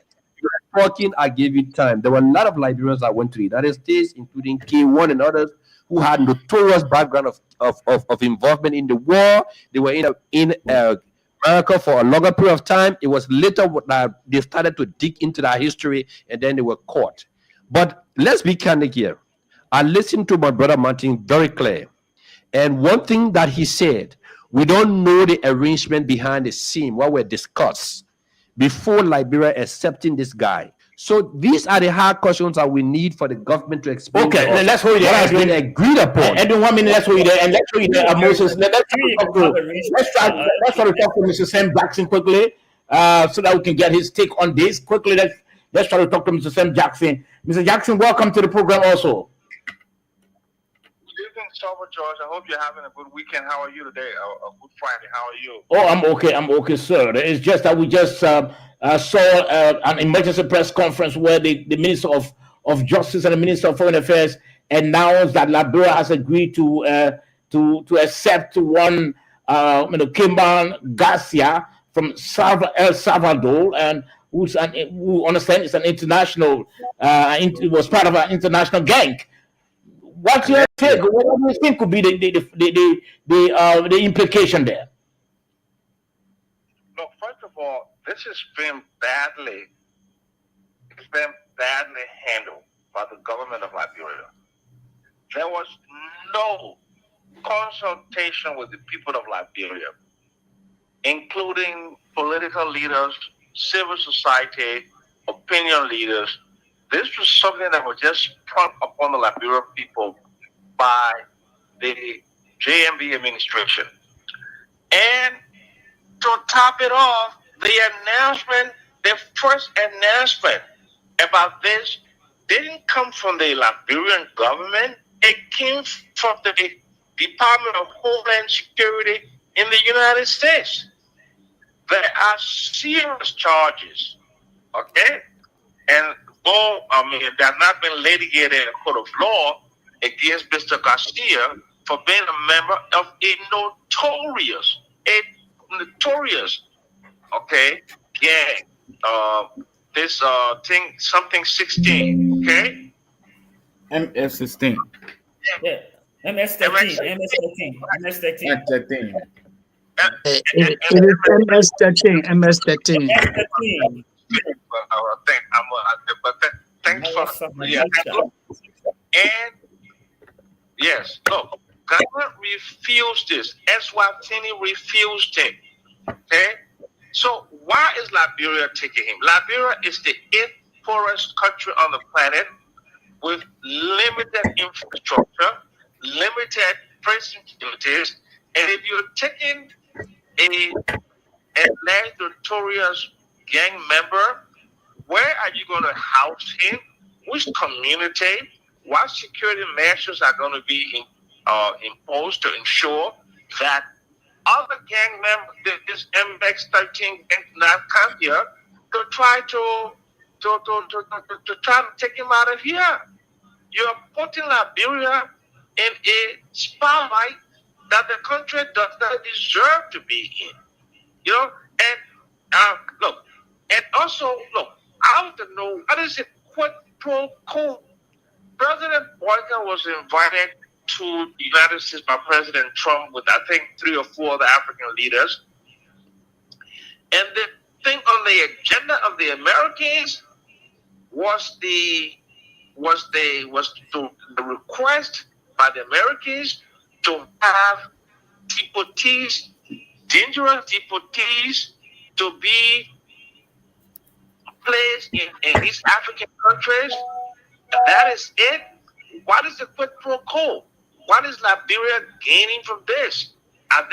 Is the United States going to say, okay, in exchange for you taking Mr. Garcia, and I have evidence, okay, I would say information that there is an agreement that has been signed by the Liberian government that more of these deportees could be coming to Liberia.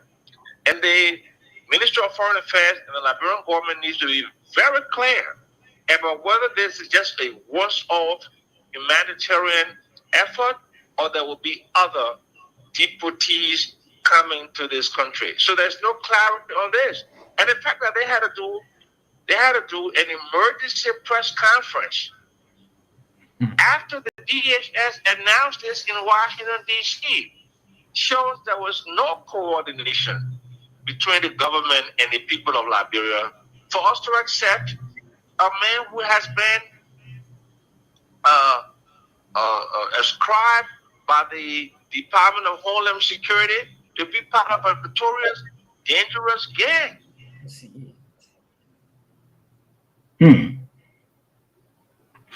But yes, I know you're into the Mr. Jackson.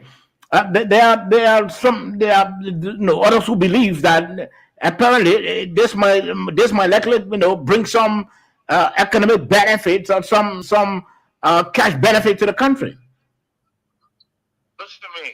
This is complete and unadulterated balderdash and rubbish. Why would the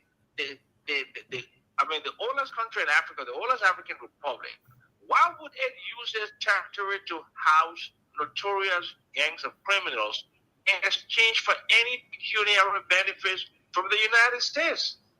This is a set off of our sovereignty. This is unpatriotic. It doesn't show nationalism. It shows that we are puppets. Not even a good puppet of the United States, because other puppets get significant benefits from being puppets. But we've been puppets since 1822, that we have nothing significant to show for being led by our puppet masters in Washington, D.C. And this is just beyond. Look, you cannot put this thing in terms of partisan CDC versus the Unity Party or opposition. Every patriotic, nationalistic Liberian should say this is bad. But here and now, members of the Unity Party, the propagandists, are supporting this. Whereas if the shoe was on the other foot, and just imagine if the government of George Money, we accused of being a criminal organization, if they are accepted to bring in an alleged criminal from the United States, and alleged to be tied to a notorious dealing gang, what would the propagandists of the Unity Party say? How would they say? Look, we want to be nationalistic, patriotic, and be very unified in our approach to national development for social cohesion. We cannot take decisions based upon the fact that we support the party in power, and therefore we have a knee-jerk reaction of support to have a potentially dangerous criminal coming to Liberia. What benefit do we intend? Is that the reason why my sister Sarah Benvianti, Marco Rubio, a few days ago, and this was agreed in Washington at that time, and if they signed an agreement, why isn't this agreement being made public to the Liberian people? This is horrendous. Okay. Horrendous. It is unpatriotic. Okay, Mr. Jackson, thank you very much for taking our call. Thank you very much. Have a good day. Okay. Yes, you were. Yes, no, Slobo. Moses was in speech. Let me Moses was in speech before you came. I want to make few corrections here because I think we're just magnifying this thing, right? I want for Moses to tell me if he's been following this case. What is the first charges the Trump administration placed against Mr. Garcia?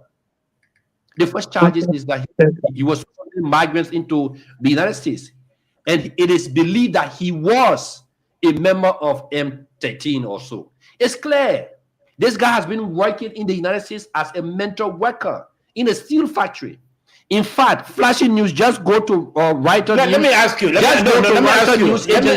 me ask you. Lawyer has just rejected. Can you accept? Want to come to? Let me ask you. Can you accept a criminal, a guy who's well known in your community as a notorious criminal? Can you accept it in your house? Let me say this, and I said this, and I said this from the get-go. Nobody was born to be a criminal. No, the question I ask you is not what you're answering. Nobody was born to be someone who is a criminal, a notorious criminal. Somebody this guy was not said to be a criminal, alleged criminal. He has not been convicted. No, alleged criminal. No, I'm asking now from your perspective. Can you accept such a person in your home? It depends. What makes it depend? Right? Okay, so if I'm somebody who's supposed to rehabilitate this guy, to probably put him in, a better position to better his life rather than being a criminal, yes, I can do that. But is Labra coming to rehabilitate Garcia? But I just you people that are taking drugs. Let's start with him first. Rehabilitate him first.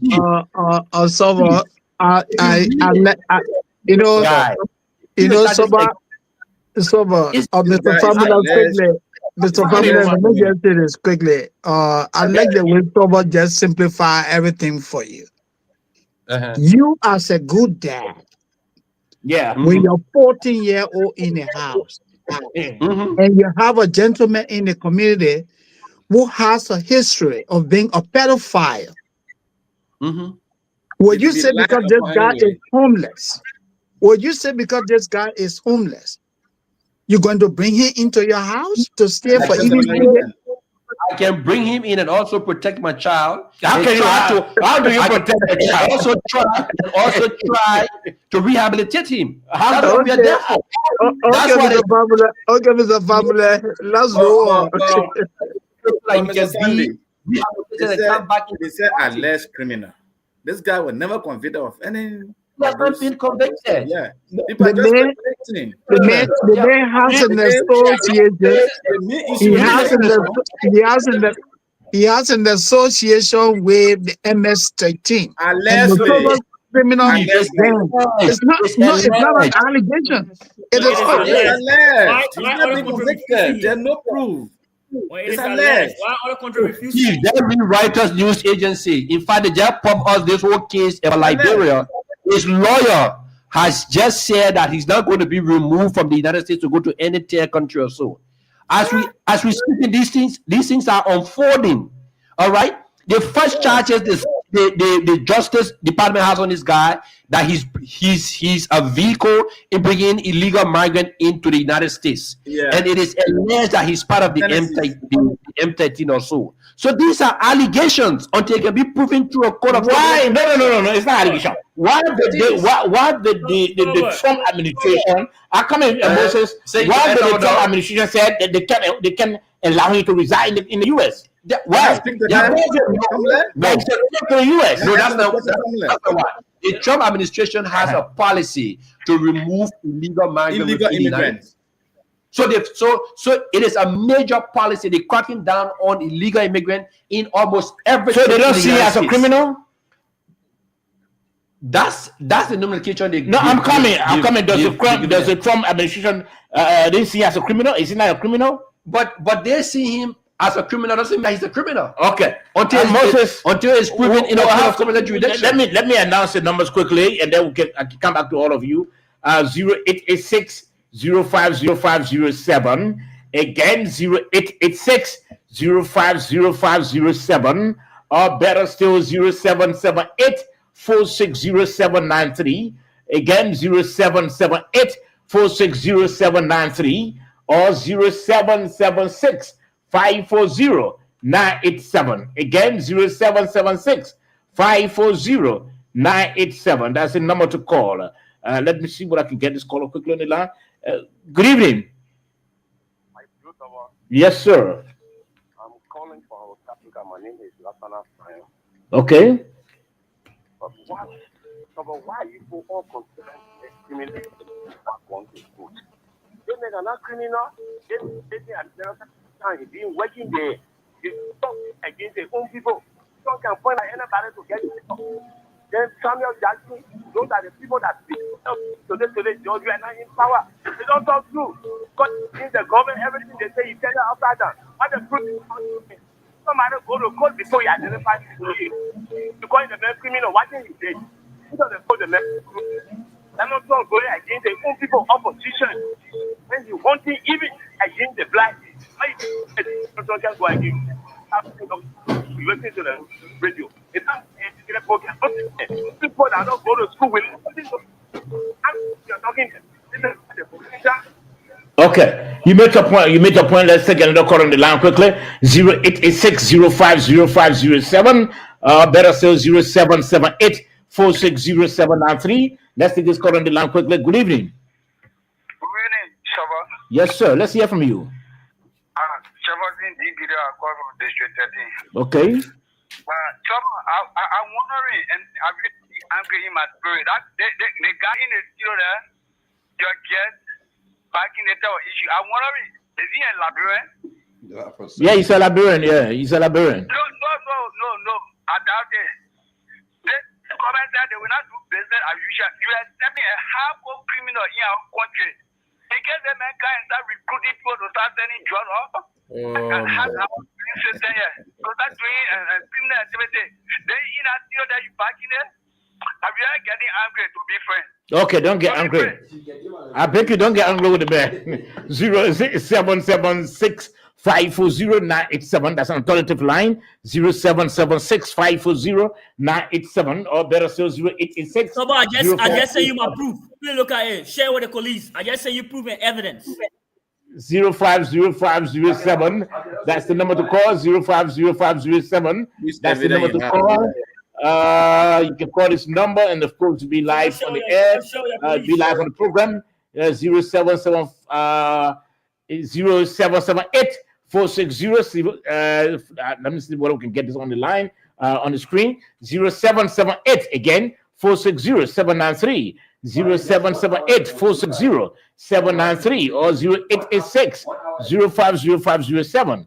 Again, 0886 050507. Did we hear about the guy called Kema Casio coming to Liberia? Let's hear from you quickly. Hello? Yes, sir. Let's hear from you.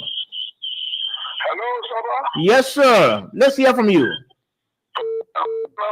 calling you from Broadway. Okay. I'm sending by my to Mr. How you call him? Defending Fambula. You see, Liberia will always do to kill our interests. You bring a hardcore criminal in your country. What I said, you recruiting. Let's get it together. People carry along the street. We cannot bring a case to judge them. Criminal. Then you bring in somebody who can just who will come in. There are two different gangsters. You will come together and bring confusion in your country and they start running around. So let Mr. Arlo, Mr. Who said, stop backing the deportation. Let it send it man somewhere else. Man, y'all go get small. We understand Ghana rejected the man. In fact, you may end up there. What would be high office with people? Okay, all right, thank you. Thank you, major point. 0886-050507. Again, 0886-050507. Or better still, 0778 460-793. Again, 0778-460-793. Or 0776-540-987. Again, 0776-540-987. That's the number to call. And you are live on the program. That's the numbers to call. You are live on the program. Again, 0886-050507 or 0778-460-793. You call these numbers. You are live on the program. Let's take this call on the line quickly. Good evening. Yeah, good evening. Yes, sir. Yeah, I'm Frank Dusto. Yes, go ahead. Yeah, as a chief for the security situation, but let's look at the legal part of the situation.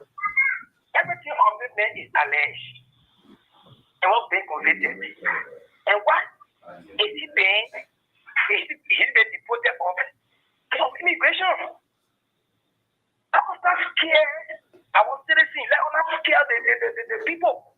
Let us look at the team professional from a professional background.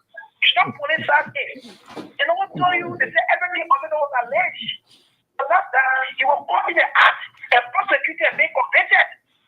That's illegal right here. So I don't see any expected of us will come to work or not. In fact, according to one of your programs, that's a lawyer is saying that in America, why you think he has a legal backing of being in America? And why we police start the issue of it coming? Okay. All right. Thank you. Thank you. Can you imagine we have a law student on the program? The man is in law school. The man is telling us he can accept criminal in his home. He doesn't have a problem with that. Yes, U.S. No, stop on the man criminal. He's not a criminal. Yes, criminal.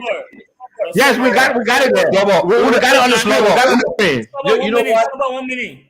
Yes, go ahead quickly. Yeah, 1 minute. Go ahead. I sent you a few evidence from We've seen it. Also read my evidence. I sent We've seen it. Evidence from. That's not evidence, Chief. Say you send information. Evidence from the detective. Let me read what you said. But Mr. Famula, let the mayor speak. Let the honorable speak. Let's give him the opportunity to be heard. What you say? Evidence. Go ahead. Sober, I send you evidence, a piece of document from the detective, the report from the detective when he was caught. When he was caught, there is a tattoo on the forehead, a skeleton tattoo. The skeleton tattoo is also on the right side of his body. They are all signs of the MS-13. Right? Honorable, I beg to differ with you. He was caught with drugs. It's there, the report there. He was caught with drugs. Honorable, I beg to differ with you. I said to you, as it states today, people still carrying the Nazi signs of tattoos. There are Liberians who even put tattoos on them that has different meaning. Let me say this. Listen to me, Honorable. I'm coming. Read the details Chief, of the report. Let me read what I have here. Let me read what I have. Please, 1 minute. 1 minute. Yeah, Mr. Read so that we make our reports. Okay, it said the information you just sent me. 2 judges found that he was a member of MS-13. That finding has not been disturbed. Number 1. 2 intelligence reports found that he was involved in human trafficking. Can you imagine that? Mm-hmm. He is an illegal alien from El Salvador. Number 4, he claimed fear of being returned to El Salvador because he will be persecuted by MS-13's rival gang, Bamo 18. Wow. Okay, let's leave it at that. Okay, so let me read my own now. No, I'm coming. Because there's just a report 1 hour ago from Righteous News Agency. From what I've read, that Representative Smo sent to us that we got on the screen, is he not a criminal? Is he not a criminal? Yes, I've been proven. He has to go to court. He has to have his. But he went to court. It is But he went to court. Like I You said, want to like I call. said right now, let me just read what Reuters News Agency just posted 1 In hour few minutes, ago. okay. Yes, it says that Liberia is the first country in West Africa to agree to accept Abrego. Can you After imagine the that administration Liberia is the of first country in I'm coming Africa? now. Is that Chief, I'm coming. Is Let that me good finish. news? Is No, that no, good news for us? I'm coming Should we now. celebrate that? Chief, Liberia is the first country. But wait, let me finish. No, I want you to just analyze that for us. Liberia is the first country to accept Garcia, Kema Garcia. It's not news I want to celebrate. I'm not. What is wrong with that, Sobo? Huge. No, We what is wrong with that celebrate it. news? It's a good news. Slow, let me reading. Slow, let me It's a finish very, reading. very good news. After the administration unsuccessfully floated Uganda, Estonia, and Ghana as options for a potential second deportation, Abrego, a sheet metal worker who entered the United States illegally, had been living in Maryland with his wife, their child, and 2 other children, all of whom are an American citizens when he was arrested.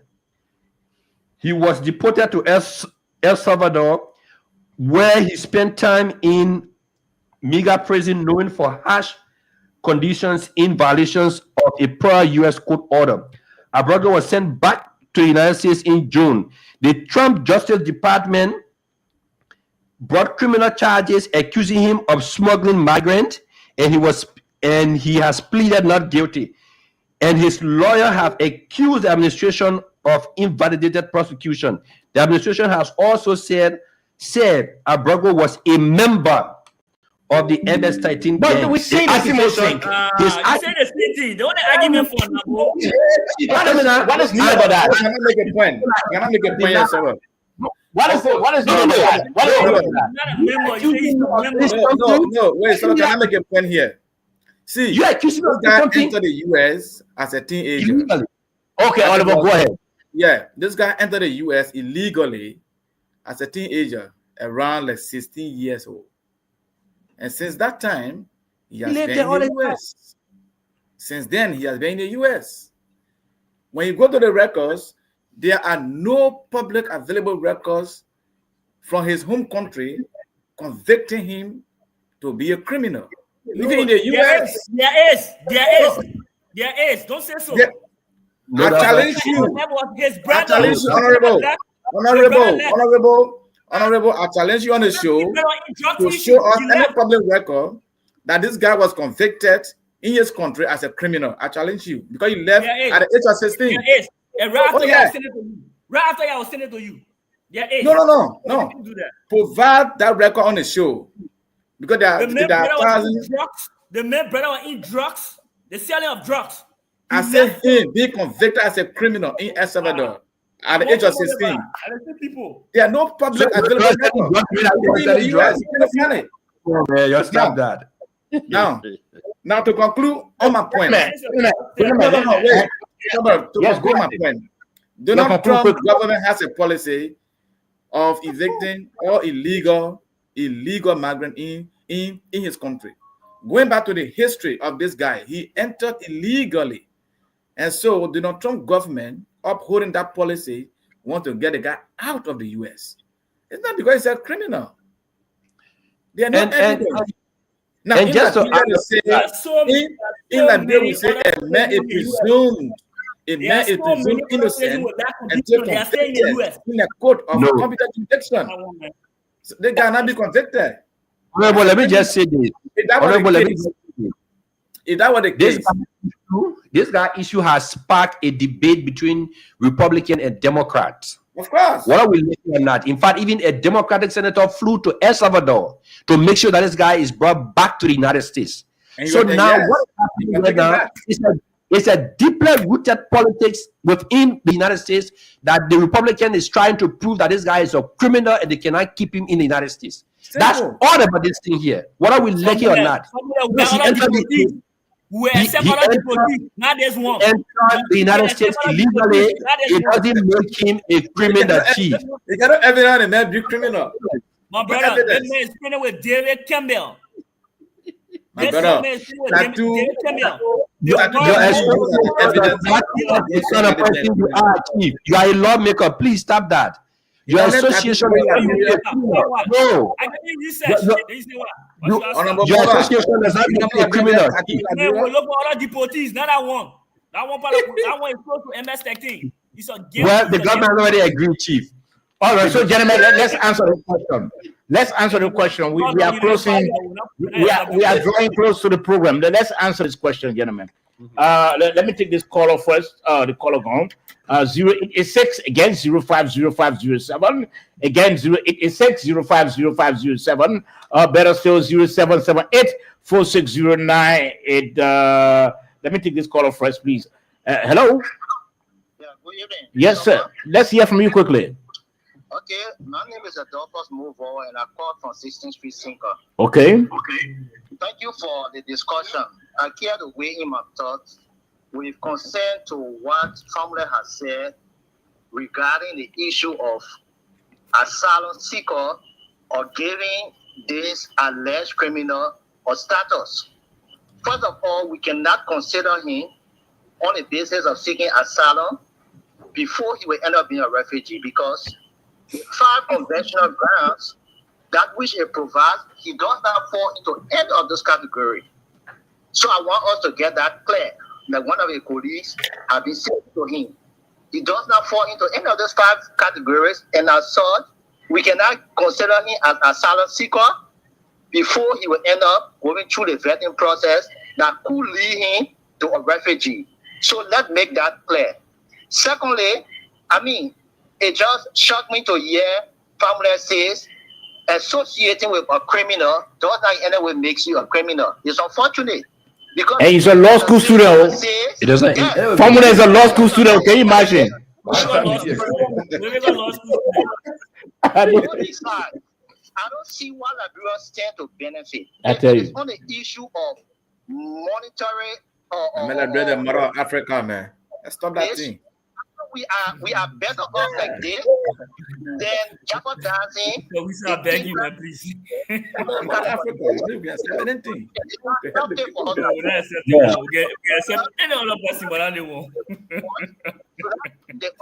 all of the education, and they see the problem when it comes to the kind of this.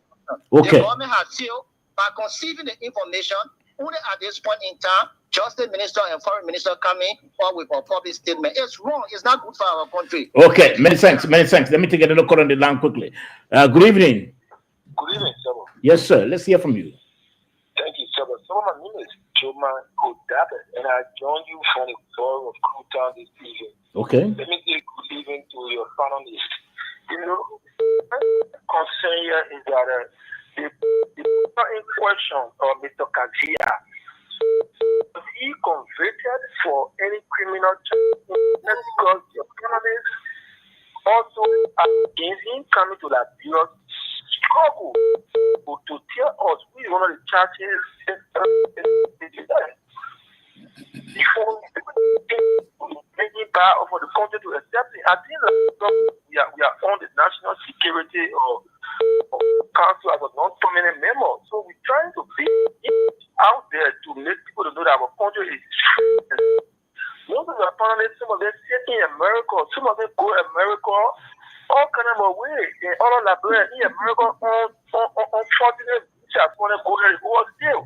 So if they catch them and then they deport them, we shouldn't accept them because they are criminal. Okay. Unfortunately, Liberia should pass that thing back now. Okay. All right. Okay, you made your point. Let's get another call on the line quickly. 0886 050507. Let's take this call up quickly. Good evening. Hello, sir. Yes. Hello. Hello.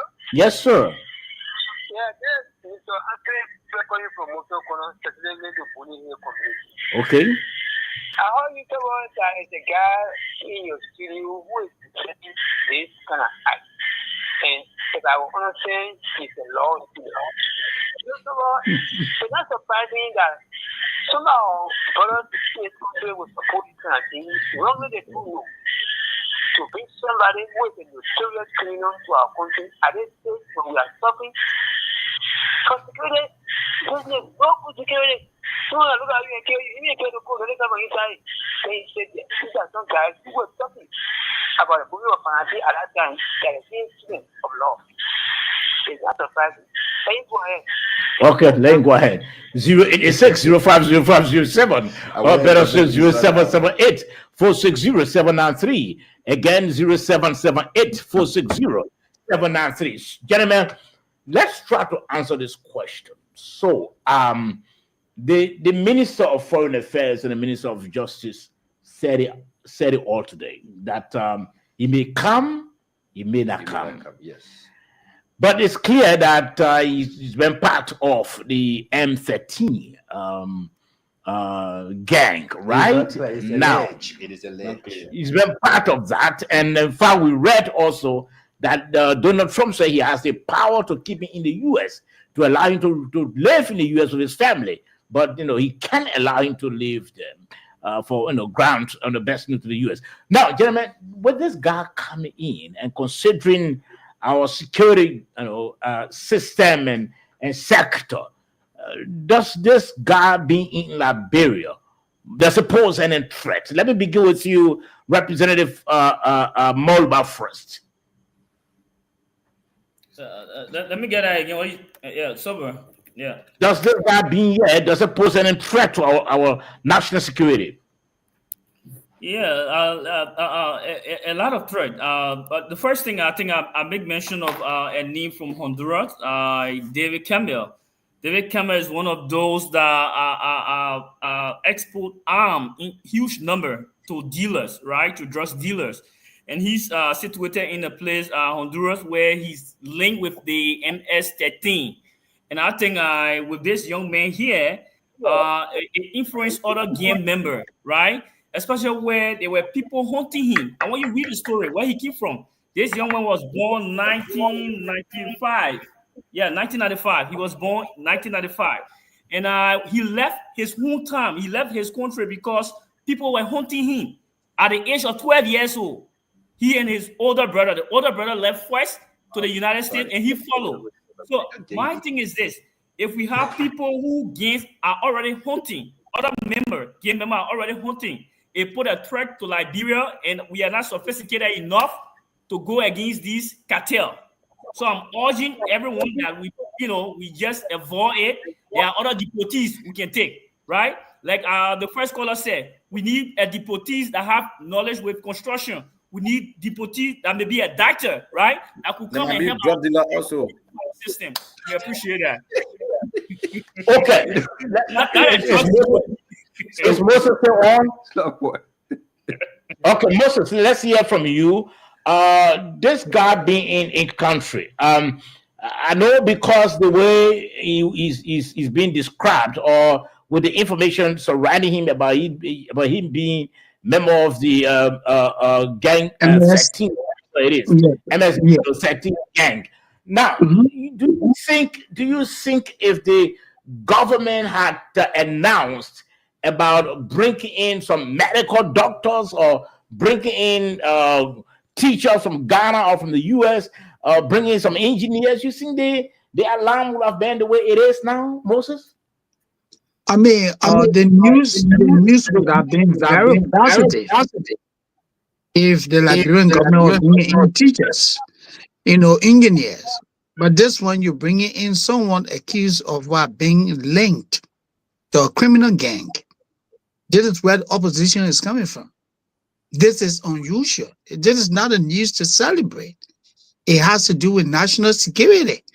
Let's assume that this guy is not a criminal, but just the suspicion itself, the allegation leveled against him, is very serious. So now in addition, what threat you think the guy, what capacity he has to pose threat to this country? If he was the man remains connected, though. Even though it's an allegation, but the man remains connected. Who knows what may happen? Who knows what may happen? I make to go to Liberia and the very MS gang decide to go down there to help him out. Do you have the resources to prevent that? You don't. You don't.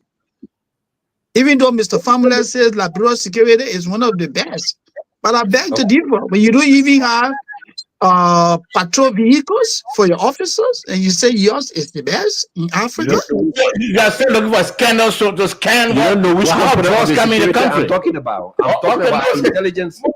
Most of that's leave it. Okay, yes. You know, Mr. Edwin Famula. You know, the honorable defeated his own argument because, you know, he said the guy left from El Salvador at the age of 12 years old.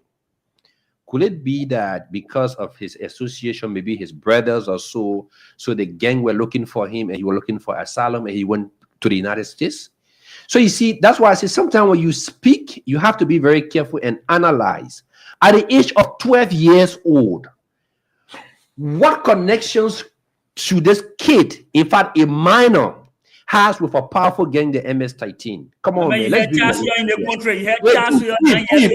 That's when you are talking against chance, please. Please. This kid fled and went to the United States.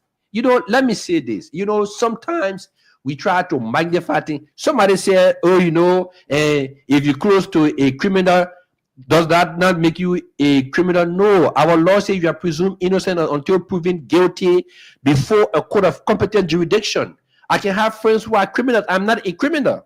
It in no way make me a criminal. Okay, let me hold you there. Let's try to Let me hold you there. It has not been proven that Garcia. It has not been proven. Let me ask you a question.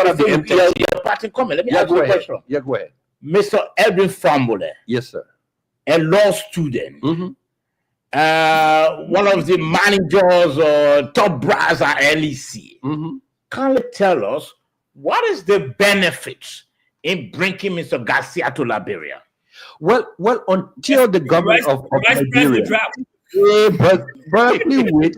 until the government of Liberia can tell us that there's a benefit, as far as I'm concerned, I'm coming. Apart from the government announcing that, what is good in bringing Garcia to Liberia? What is good in that? One of your callers said Liberia sits on the Security Council.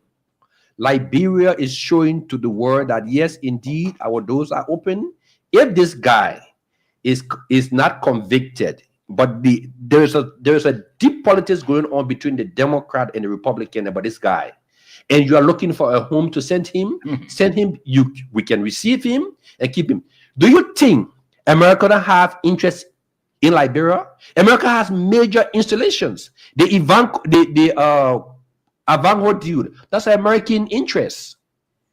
You know, so America is not just coming to dump criminals here and turn up. As we speak now, and I can see it clear to you that the Americans are the supporters of our intelligence sector in this country. Mr. Famula, please, I beg you so much. Let me just provide this information quickly. Yeah, go ahead. Let me provide this information for Mr. Famula. Go ahead. This is what the records show. Research. Countries accepting U.S. deportees often do so through agreements that may include financial benefits. Okay. Though details are often secretive. The Liberian government come and tell you, say, oh, the people giving off $5 million. No. And it's That's also what I told you from the onset. That's what I told you from the onset. Yes. Any country that chooses to be a third country for deportees benefits financially. Thank you. I do agree, but again, you said sometime. That's not all the time that the American government dash money out to people because they want to do XYZ. Sometimes. And like I said, America has a deeper interest in Liberia. No, I didn't say sometimes. Mr. Famula, yes. Mr. Famula, the research says often means what? Regularly. Frequently. Yeah. That's what the research shows. Financial benefits. The Justice Minister said is based on humanitarian grounds. So I accept that because that's the evidence he giving me. Of course, right? Humanitarian ground. I certainly agree that that the country is doing it on humanitarian ground. And let's get this right. An allegation doesn't in any way means that you're guilty. Okay, let me hold you there now. Mr. Oliver, we say the question we ask: what is good in bringing Garcia to Liberia? So, Sobel, I began by saying Liberia is the free land of liberty. Liberia Not is for the criminals. mother. Not for criminals. Not for criminals. We'll give him a chance. Am I protected, Saba? Protected over the head. Yeah, the honorable attacking the floor. Yeah. So Liberia is a field of liberty. Liberia is the mother of Africa. Liberia sits on the Security Council. Liberia is a country that is well known for being highly hospitable. Now, the guy in question has not been convicted in any court of competent jurisdiction as a criminal, just alleged. If he were convicted in the US, they would have used their laws to prosecute him.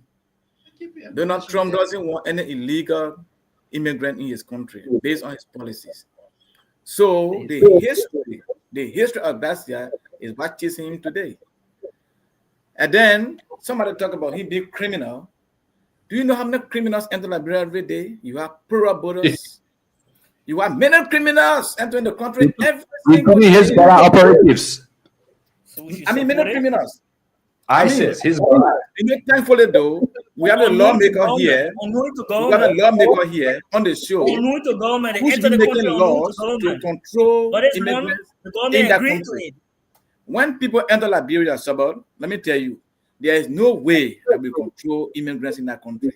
Criminals just enter the country and do anything anyhow in Liberia. Then because of one man who has been well known to say, oh yeah, this guy allegedly did this, he want to say he will be the only criminal, and so this and so that. You know how many criminals enter Liberia every single day, and you got no data, you got no way to control them in the country. But that's when you get a data. You already know that he's a criminal. But not a criminal. It's an alleged criminal. Yeah, alleged criminal. He's not a criminal. So, Saba, it will be unfair. And now, so to answer the question, what benefit? The benefit is that we are proving to the world. We are proving to the world. Saba, am I protected? Finally, we are proving to the world that a man is presumed innocent and they're proven guilty. So on the basis of our the very simple. Very simple. If they grab it will be the benefit of his constituents. All right, gentlemen, let me thank all of you. Let me thank you for coming. Industry 3. If you were honorable. But there's a very important event taking place right next door tomorrow. The Ivory Coast is going to elections. Yeah. So I think we just have to, watch our borders and see, because it's a very tense packed race between incumbent Alassane Ouattara and other opposition. Ouattara may likely win. He may likely win. Yes. So we pray for the best. And also there was an event that happens. The former First Lady of Ghana, Nana, Roland Pass. These were friends of Liberia. The late Jerry Rawlings and others also. Yeah. So our condolences to them, and also to our former student leader, Vanny Jesse, who passed. Formula is escaping the latches. There is no latches that I can escape. Gentlemen, let me thank all of you for coming. Let us again meet on Monday for another fascinating edition of the program. But before then, let me just recognize some of our viewers now. Karina Thiers has been watching from Sanu County. Phoenicia's Jindamba from District 16. Emmanuel Falcott Tue, he's been watching from Newtown. Ophelia S. George says she's been watching from home. Roberta Richards has been watching from Kentucky. Shadrach Kell from Calcutta City. Gloria Boyu passed away, been watching from the U.S. Augustine John Go from India, he's been watching. Big Boy Buckley from Nimba County, he's been watching. Anthony S. Go from Nimba County, he's been watching. Rudolph Lema, he didn't say from where. Ernest Johnson, I'm sure from Nimba County. Ibrahim B. Kroman from Bartnesville State. Henry T. Toll from Caldwell. Victor Malba from Freeport. Matu Odell Ross, didn't say from where, but until then, we can call everybody. Until then, join us on Monday for another fascinating edition of the program. Have a pleasant night and a pleasant weekend. We'll be back at God's Waiting on Monday. So, join.